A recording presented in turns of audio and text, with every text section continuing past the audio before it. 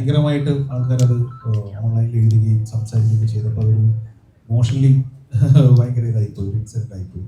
ഈ കഴിഞ്ഞ മാസം സമമായി ഇറങ്ങി അതിൽ ലേറ്റായി ഈ ഹിറ്റിനപ്പുറം ആളുകൾക്ക് നിവിൻ പോളി എന്നൊരു ആക്ടറും അല്ലെങ്കിൽ അവർ എത്രത്തോളം ഇമ്പോർട്ടൻ്റ് ആണെന്ന് മനസ്സിലാക്കിയ ഒരു സമയം കൂടെയാണ്. കാരണം ഫാമിലീസ് ഒരുപാട് തിയേറ്ററിലേക്ക് വരുന്നു, ഹോൾ ഇൻഡസ്ട്രി അത് സെലിബ്രേറ്റ് ചെയ്യുന്നു. അപ്പം തിയേറ്ററിൽ വന്നിട്ട് ഞങ്ങൾക്കൊരു വാക്ക് തന്നിട്ടുണ്ടായിരുന്നു, ഇനി ആളുകൾക്ക് ഇഷ്ടമുള്ള സിനിമയായിരിക്കും ചെയ്യുക എന്നുള്ളത്.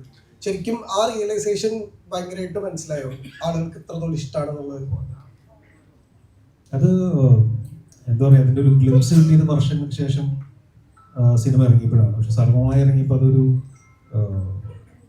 ഭയങ്കരമായിട്ട് ആൾക്കാരത് ഓൺലൈനിൽ എഴുതുകയും സംസാരിക്കുകയും ചെയ്തപ്പോൾ അതൊരു ഇമോഷണലി ഭയങ്കര ഇതായിപ്പോയി, ഒരു ഇൻസിഡന്റ് ആയിപ്പോയി.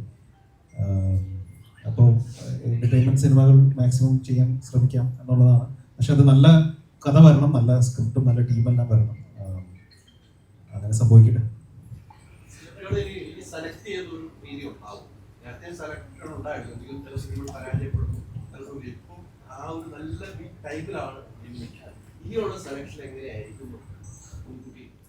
അല്ല, അങ്ങനെ വിജയവും പരാജയവും നമുക്ക് സ്ക്രിപ്റ്റ് സെലക്ട് ചെയ്ത് നമുക്കൊന്നും ചെയ്യാൻ പറ്റുന്ന കാര്യമില്ല. അപ്പോൾ നമുക്ക് എത്ര അടിപൊളി ടീമാണെങ്കിൽ ആ സിനിമ തിയേറ്ററിൽ വേണമെങ്കിൽ പരാജയപ്പെടാമല്ലോ.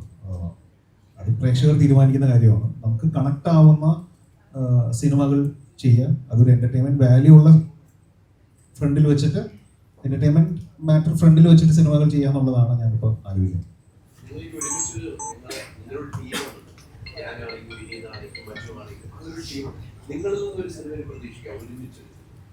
അങ്ങനൊരു ചർച്ച നടക്കുന്നുണ്ട്, ഡിസ്കഷൻ നടത്തിക്കൊണ്ടിരിക്കുകയാണ്. ചേട്ടാ, നോർമലി ഇപ്പോൾ ട്രാഫിക്കിന്റെ സിനിമ എടുക്കുമ്പോൾ ഏറ്റവും അവസാനം വന്നിട്ടൊരു സ്പീഡ് പേടിയുണ്ടോ എന്ന് ചോദിച്ചിട്ട് പോകുന്ന അതേ ടീമുമായിട്ട് ഇന്ന് കൊളാബ് ചെയ്തിട്ട് ഇങ്ങനെ സിനിമ വരും. അതും നമുക്ക് ട്രെയിലർ കാണുമ്പോൾ ട്രാഫിക്കിന്റെ പഴയ റിസംബ്ലൻസ് നമുക്ക് ഫീൽ ചെയ്യുന്നുണ്ട്. ഇത് ഇങ്ങനെ സ്ക്രിപ്റ്റ് ചെയ്യേണ്ട സമയത്ത് മൈൻഡിൽ അത് പോയിരുന്നു, ട്രാഫിക്കുമായിട്ട് ആളുകൾ കമ്പയർ ചെയ്യുമോ എന്നൊരു പോയിരുന്നു? അത് രണ്ടും ഒരേ പാത്തിൽ സഞ്ചരിക്കുന്ന സിനിമയാണ്. ട്രാഫിക് ആണെങ്കിലും ബേബികളാണെങ്കിലും. പക്ഷെ ട്രാഫിക് പോലത്തെ സിനിമയല്ല ബേബികൾ. ട്രാഫിക് കുറച്ചും കൂടി ബിഗ് സ്കെയിൽ, വലിയ ഇൻറ്റൻസ്, അങ്ങനത്തെ വേറൊരു സിനിമയാണ്. ബേബികൾ സെയിം പാത്തിലാണ്, പക്ഷെ നമുക്ക് ട്രാഫിക്കിൽ കമ്പയർ ചെയ്യേണ്ടതാണ്. ബേബികൾ എന്ന് പറഞ്ഞൊരു സിനിമയായിട്ട് തന്നെ നിലനിർത്താം. പക്ഷെ ആ ഒരു മൂഡായിരിക്കും സിനിമ എന്നുള്ളതാണ് ഞാൻ വിശ്വസിക്കുന്നത്. എല്ലാവർക്കും നമസ്കാരം. ആക്ച്വലി ഭയങ്കര ഓവർവെൽമിംഗ് ആയിട്ടാണ് ഇപ്പോൾ ഇവിടെ ഇരിക്കുന്നത്. എല്ലാവരും ട്രെയിലറൊക്കെ കണ്ടിട്ട് ചോദിച്ചുകൊണ്ടിരിക്കുന്നുണ്ട് എന്താണ് പരിപാടി, ട്രാക്ക് മാറ്റുന്നതാണോ? അങ്ങനെയൊന്നുമില്ല. നമ്മളിങ്ങനെ കരിയറിൻ്റെ പാത്തിലൂടെ ഇങ്ങനെ മുമ്പോട്ട് പോയിക്കൊണ്ടിരിക്കുമ്പോൾ ഒരു ജംഗ്ഷനിൽ എത്തും, അവിടെ നിന്ന് ടേൺ എടുക്കേണ്ടി വരും.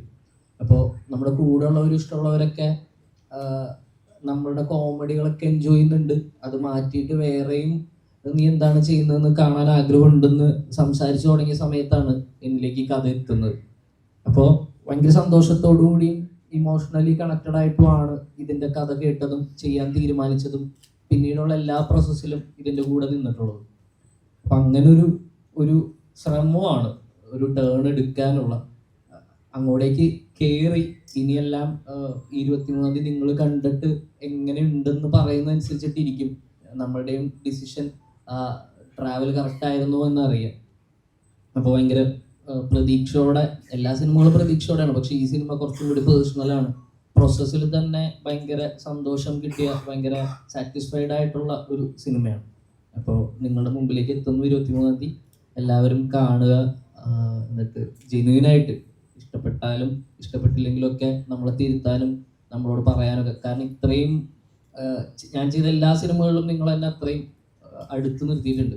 അപ്പോൾ ഈ സിനിമയിലും എന്ത് തോന്നിയാലും പറയുക എന്നാണ് പറയുന്നത്. Thank you.